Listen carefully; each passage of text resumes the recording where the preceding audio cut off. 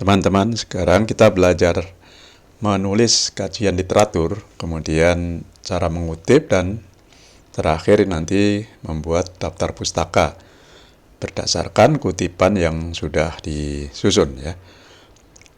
Materi ini kelanjutan dari sebelumnya tentang pendahuluan, yaitu kita sudah memiliki judul, rumusan masalah, dan tujuan ya. Nah, dari tujuan yang kita tulis itu nanti mulai disusun teori yang dibutuhkan untuk pembahasan lebih lanjut. Nah, teori atau kajian pustaka atau kajian literatur inilah yang kita susun. Kemudian dalam kajian literatur itu ada kutipan ya, karena kita tidak mengarang.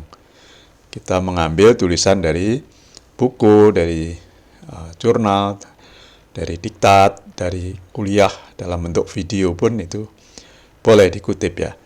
Kemudian kita menggunakan dua gaya pengutipan. Nah, nanti latihan dua gaya, untuk selanjutnya pilih salah satu, nanti sesuai dengan selera masing-masing ya, karena dua-duanya ini boleh. Yang keempat, kita menyusun daftar pustaka dengan salah satu gaya itu ya, dengan dua gaya.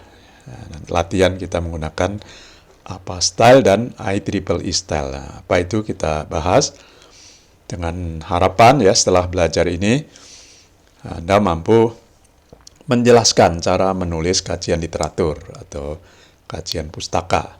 Kemudian menjelaskan cara mengutip. Ada dua cara, yaitu mengutip langsung dengan menulis apa adanya dan mengutip tidak langsung dengan menulis ulang. Kemudian ketiga, kita menulis kutipan yang nomor 2 itu, penulisannya digunakan apa style dan IEEE style ya.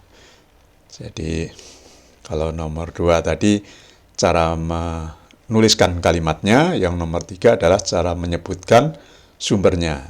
Jadi sumbernya disebutkan dengan gaya apa dan gaya IEEE. Dan terakhir kita membuat daftar pustaka. Nah, ini keterkaitannya dengan kuliah sebelumnya, itu adalah bagian dari tulisan ilmiah ya. Kita targetnya di akhir kuliah ini menulis ilmiah singkat saja, kira-kira 4 halaman A4 ya. Nah, kita kemarin sudah menyusun ini yang saya beri warna merah. Nah, sampai ke sistematika ya, kita nulis pendahuluan, sekarang menulis teori atau kajian pustaka, tinjauan pustaka, kemudian kita mulai menulis daftar pustaka, dan berdasarkan dua cara tadi ya, kita kuasai dua saja. Yang pertemuan selanjutnya nanti baru membahas ya, mengolah data dan membahas hasil olahan atau hasil kajian ya. Nah, ini dari sisi sistematika yang pernah kita bahas. Kita sudah membuat pendahuluan, sekarang menulis kajian literatur, kemudian pekan depan kita menulis metodologi, analisis, dan pembahasan hingga simpulan ya. Itu kita masuk ke kajian literatur. Nah, ini sering disebut juga kerangka teoritis, kajian pustaka ya, dan lain-lain ya istilahnya. Nah, isinya apa? Isinya ya teori-teori yang kita gunakan untuk membahas nanti ya, menganalisis dengan bahasa kita. Nah, di kajian teori ini kita boleh mengutip. Nah, cara mengutipnya nanti kita bahas. Kemudian boleh juga gambaran umum kalau kita membahas suatu organisasi, suatu masyarakat, suatu perusahaan apapun ya, itu dijelaskan kalau ada. Yang ketiga, kalau ada penelitian terkait ya, ini kalau meneliti kita. Kalau mengkaji berarti nomor 3 ini hampir sama nomor 1, yaitu tulisan-tulisan lain yang kita kutip. Nah, itu kajian penelitian terkait. Nah, lalu gimana tipnya ya? Ini pernah dibahas di pertemuan kedua, yaitu teori ditulis karena memvaliditas ya. Kita pastikan bahwa teori yang kita gunakan itu objektif ya, sesuai dengan tujuan penelitian kita, sesuai dengan masalah yang akan kita selesaikan. Yang kedua, kita gunakan yang terbaru ya, kita cari teori yang baru. Kalau bisa 5 tahun ya, paling lama 10 tahun. Ini kalau teori-teori teknologi itu pasti ada yang lebih baru dan mengacu pada judul dan topik tentu saja ya. Dan terakhir ada kajian literatur itu harus sesuai dengan rencana kita membahas lebih dalam nanti di topik berikutnya, di bab berikutnya ya. Jika ada batasan memang harus pilih teori yang penting saja, misalkan teori internet tidak perlu lagi ya. Apa itu komputer tidak perlu lagi. Oke, jadi selanjutnya mengapa kita harus menulis sumber kutipan ya, ini sitasi atau kutipan. Karena nomor satu ya, pembaca itu ingin mendapatkan informasi yang lengkap kalau membaca tulisan ya. Kalau tidak puas atau tidak jelas dari tulisan kita, dia akan mencari sumber aslinya yang kita rujuk, yang kita kutip atau yang kita sitasi. Maka kita harus sebutkan itu dari mana kita menulis itu. Yang kedua, kita sebagai penulis mengakui bahwa tulisan orang lain itu menjadi dasar tulisan kita. Jadi kita objektif, tidak mengakui tulisan orang lain sebagai tulisan kita. Ya. Karena itu nanti terkait dengan ketiga dan keempat. Kalau kita mengambil karya orang, kita dianggap plagiat. Kita dianggap melanggar hak cipta bahkan ya. Nah, untuk mencegah itu semua kita harus menuliskan sumber asal-usul gitu ya, tulisan itu. Caranya seperti apa? Nah, kita mulai dari cara nulisnya dulu. Nah, ini contoh buku yang saya tulis ya, yang baru terbit. Judulnya Manajemen Hubungan Pelanggan dengan subjudul Teori dan Implementasi dengan aplikasi web dan media sosial. Nah, ini diterbitkan oleh Nurul Fikri Press tahun 2020, bulan November lalu. Nah, ini akan kita jadikan contoh. Di dalam buku ini, di halaman pertama ada paragraf seperti ini. Nah, ini kita coba kutip nanti ya. Salah satu kalimat yang akan kita kutip untuk latihan adalah perusahaan ya, itu tidak dimaknai sebagai organisasi dagang saja. Jadi kalau di dalam pembahasan tentang sistem informasi, perusahaan bisa berarti organisasi secara umum, organisasi sosial, organisasi pendidikan, dan pemerintahan. Itu inti tulisannya. Nah, ini akan kita kutip nanti. Boleh juga ngutip yang lain, misalnya bisnis ya, dalam ilmu komputer, dalam sistem informasi dan informatika itu tidak selalu juga dagang ya. Bisnis itu bisa proses saja, bisnis proses ya. Bisnis proses itu berarti kegiatan. Bisnis model berarti cara ya mendapatkan pemasukan ya. Jadi belum tentu bisnisnya itu dagang. Nah, tapi kita hanya latihan mengutip yang pertama. Nah, kutipan atau citasi, citation dalam bahasa Inggris itu ada dua ya, kutipan langsung dan tidak langsung. Nah, contoh kutipan langsung dari buku tadi ya, ini kita sebut apa adanya, kita copy paste ya, kita salin dan tempel. Perusahaan tidak hanya dimaknai sebagai ini dan seterusnya sampai pemerintahan titik. Nah, ini kita citasi. Gimana caranya? Diberi tanda petik 2 ya di awal dan petik 2 di akhir, dengan tentu saja diberi kalimat pengantar seperti ini. Misalnya Rusmanto pada tahun 2020 ya, ini tahun terbitnya buku, menyatakan perusahaan tidak hanya dimaknai sebagai organisasi dagang atau commerce, tetapi juga organisasi bukan dagang, misalnya organisasi sosial, pendidikan, dan pemerintahan. Jadi ini dikutip apa adanya, ini namanya kutipan langsung. Terus yang kedua, kutipan tidak langsung. Nah, kita sebagai penulis itu hanya mengambil idenya, ya, maknanya ya. Kemudian kita susun ulang kalimatnya.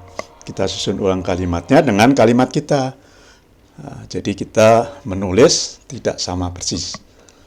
Nah, penulis merangkai atau merangkum kalimat, bisa juga paragraf ya, kita latihan kalimat berdasarkan satu tulisan tadi ya, kita latihan ya. Bisa jadi gabungan beberapa tulisan. Nah, contoh dalam pembahasan sistem informasi dan informatika, kata bisnis atau perusahaan bukan hanya diartikan sebagai organisasi, perdagangan, atau commerce, melainkan juga organisasi sosial, pendidikan, dan pemerintahan. Agak mirip ya, tapi sudah kita ubah. Nah, ini sumbernya dari Rusmanto 2020.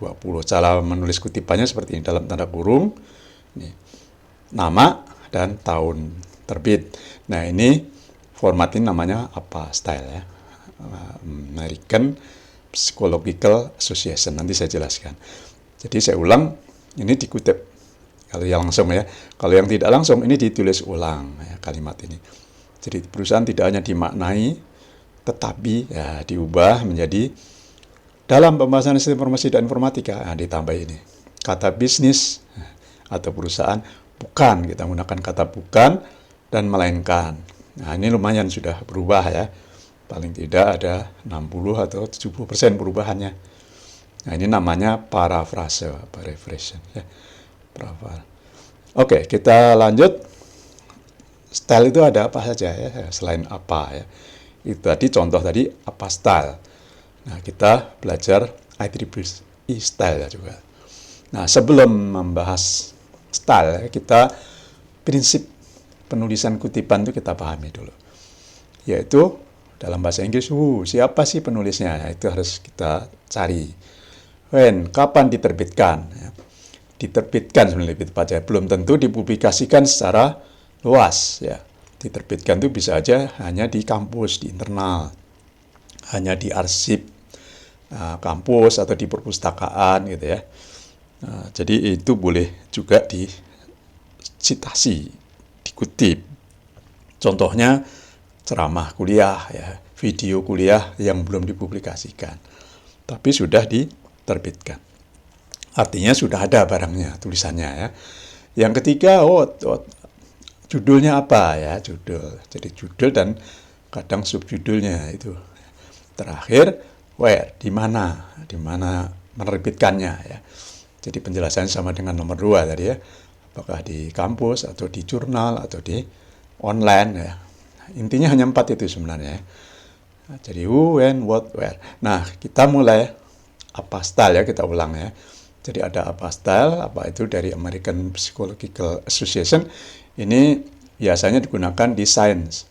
Baik sains IPA maupun sains IPS ya, sosial, manajemen, termasuk sistem informasi. Jadi direkomendasikan di STT itu sistem informasi menggunakan apa style ini. Namun boleh juga IEEE ya, tidak wajib. IEEE disusun oleh organisasi di bidang elektronika dan listrik atau electrical ya. Nah, ini biasanya digunakan di bidang teknik informatika. Contoh yang dibahas ini hanya 2 itu ya, dan dengan beberapa contoh saja. Contoh yang lebih banyak Anda harus cari di internet. Banyak video dan tulisan di internet tentang kedua style ini. Ya, jadi saya ulang, rekomendasi ini hanya rekomendasi, saran ya. Dosen dan mahasiswa boleh menggunakan yang lain selama ada kesepakatan ya. Boleh pakai AMA, Harvard, dan lain-lain. Kita masuk ke cara tadi ya, cara mengambil data dari tulisan. Nah, kalau tadi buku, sekarang kita lihat jurnal. Ini contohnya ya, ada jurnal teknologi terpadu yang diterbitkan oleh STT-NF. Ada jurnal yang berjudul perancangan, tulisannya ya, tulisan di jurnal atau artikel berjudul perancangan dan implementasi sistem informasi penjualan pada CV Cihanjuang Inti Teknik. Itu penulisnya ada 3 orang, Badi Udin, Dedi Suryadi, dan Siti Maisaroh. Nah, kita akan mengutip ini. Lalu perhatikan yang di atas, ini volume 6, nomor 1 ya, tahun 2020. Ini terbitnya di bulan Juli ya, nggak kelihatan di sini ya, di bulan Juli. Halaman tulisan ini pada jurnal itu adalah halaman 46 sampai 52. Nah, ini yang kita ambil nanti. Jadi lengkap ya, ada what judul ya, ada who, ini penulis, when, kapan diterbitkan ya, where, di mana ya, di jurnal. Oke, kita masuk. Apa style edisi 7, ini penjelasan tentang apa style ya. Jadi kalau kita mengutip langsung, yang ditulis hanya tahun, nama dan tahun ya. Kalau namanya di luar, tahunnya di dalam. Tadi seperti contoh tadi ya, Rosmanto 2020 menyatakan. Nah, kalau dari jurnal tadi, karena ini bertiga penulisnya ya, jadi ada Badi Udin, Dedi Suryadi, dan Siti Maisaroh, maka yang ditulis hanya yang pertama. Dan itu pun hanya nama belakang ya, nama belakang karena namanya dua kata. Jadi diambil nama belakang. Kalau namanya hanya satu kata ya satu kata itu, satu nama itu ya. Jadi contoh ini adalah Udin dan kawan-kawan ya. Jadi yang lain tidak ditulis. Dalam kurung tahun terbit menyatakan ya, dan seterusnya. Kalau dalam bahasa Inggris Udin et al. Nah, dalam tahun 2020. Nah, ini kutipan yang langsung ya. Kalau tidak langsung, nah biasanya di belakang ya. Jadi ada kalimat dulu panjang, lalu di belakang ada Udin dan kawan-kawan 2020 dalam kurung dua-duanya ya. Nah, apa edisi 6 ini 3 ini masih ditulis semua. Tapi di apa edisi 7 ini hanya satu saja. Jadi kalau jumlahnya 3, kecuali 2 penulis, itu dua-duanya ditulis dengan dan ya, misalnya hanya 2. Udin dan Suryadi ya, nama belakang. Oke, kita lanjut aturan ya, apa tadi. Kalau di belakang daftar pustaka ya, endnote. Kalau tadi kan di depan itu kalau ada namanya footnote, kita tidak membahas karena tidak wajib ada ya. Daftar pustaka itu di paling akhir artikel atau buku. Nah, sampai 20 nama penulis itu ditulis semua ya. Tapi kalau penulisnya ada 21, nah baru satu nama saja ya, et al. Atau dan kawan-kawan. Nah ini tadi 3 ya, karena 3 maka ditulis 3-3-nya. Jadi Udin B, jadi koma, nama depannya taruh di sini. Ini apa ya?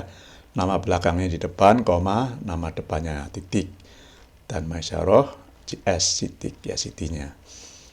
Judulnya ditulis lengkap, karena ini artikel di jurnal maka normal, tidak miring. Yang dimiringkan adalah nama jurnalnya. Ya, kemudian ini volume 6, miring juga. Ini nomor 1 tadi ya, volume 6 nomor 1, ini halaman 46 sampai 62. Dan ini kalau ada online-nya. Ya, ini kebetulan jurnalnya ada 2 versi cetak dan versi online. Jadi penjelasannya ini ya, 22 tahun terbit, teks normal, judul jurnal italik, volume italik, nomor ya, biasa, normal, halaman biasa, diakhiri titik. Dan kalau ada alamat web, baik itu URL biasa maupun DOI ya, DOI itu juga identifikasi artikel ilmiah dalam bentuk alamat web. Oke, lanjut, masih apa style ya.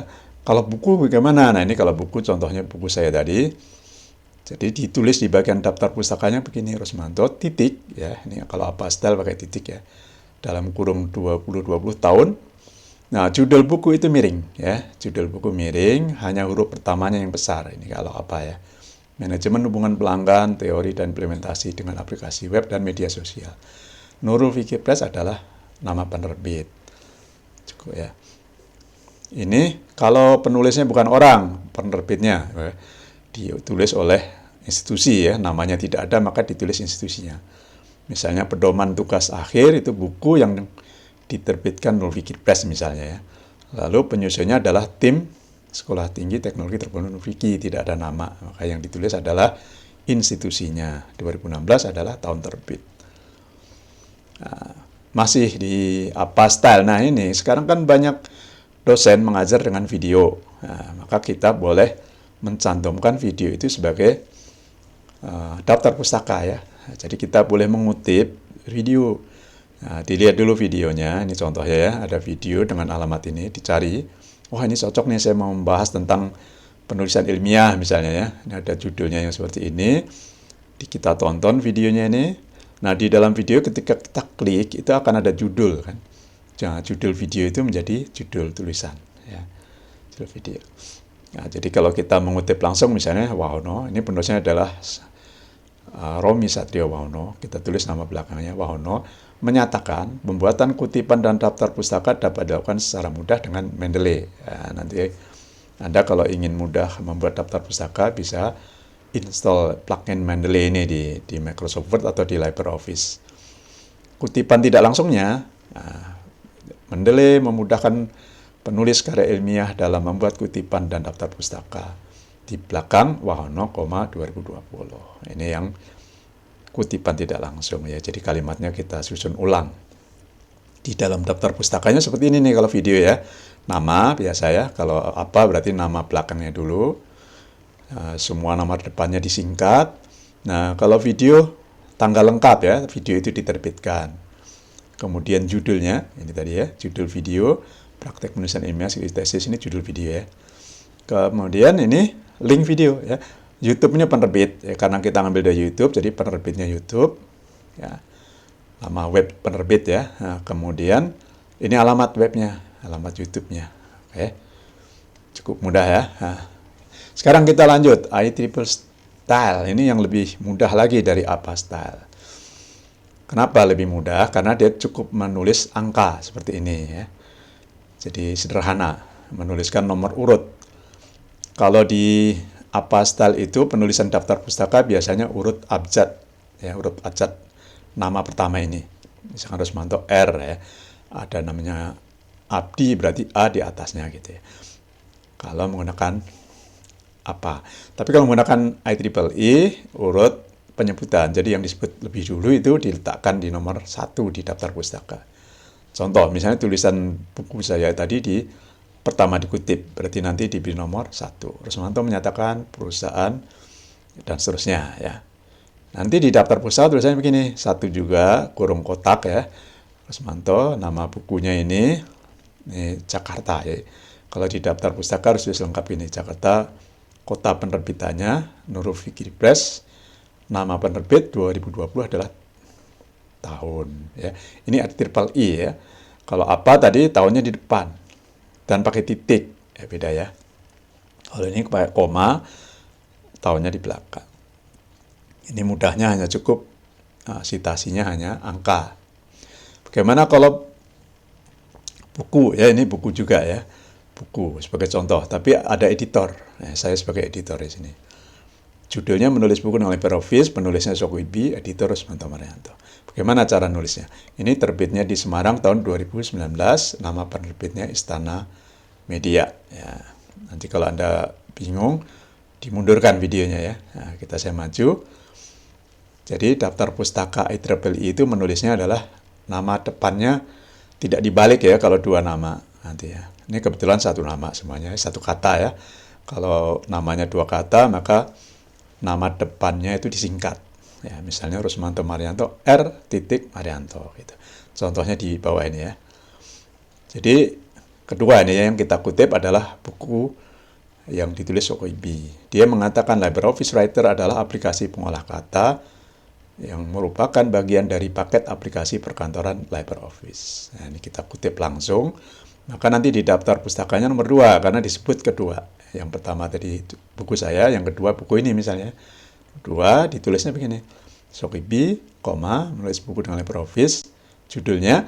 Nah, R. Marianto ini kurang ya. Ini harusnya di sini ada editor. Maaf, ini kurang ya. R. Marianto, penyunting atau editor, Semarang. Ya. Istana Media 2019 itu penerbit dan tahunnya. Jadi ini editor, kurang kata editor di sini. Kita lanjut saja. Nah, yang tidak langsung seperti apa ya? Ini misalnya kutipan tidak langsung dari jurnal.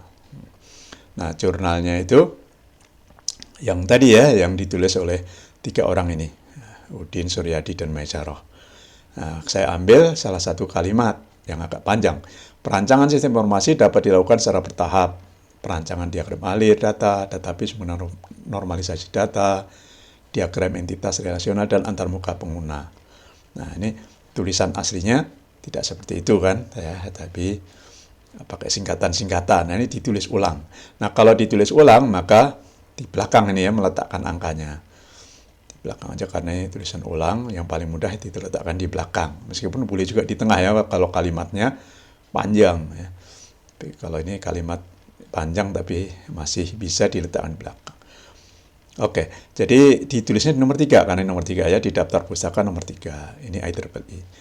Terus, tadi penulisannya ya, B. Udin. Jadi nama depannya disingkat, Dedi Suryadi, dan Siti Maesaroh. Judul artikelnya dalam tanda petik, perancangan dan implementasi informasi penjualan pada CV Cianjur yang inti teknik. Lalu judul jurnalnya miring, ya, dengan huruf besar. Kalau IEEE itu judulnya sama dengan judul aslinya ya. Kalau apa tadi judulnya jadi hanya huruf pertama yang besar, bedanya di situ ya. Lalu volume, nomor, halaman, ya, tahun terbit dan bulannya Juli. Kalau ada webnya maka ditulis tersedia atau ya, tersedia di HTTP dan seterusnya. Selesai ya.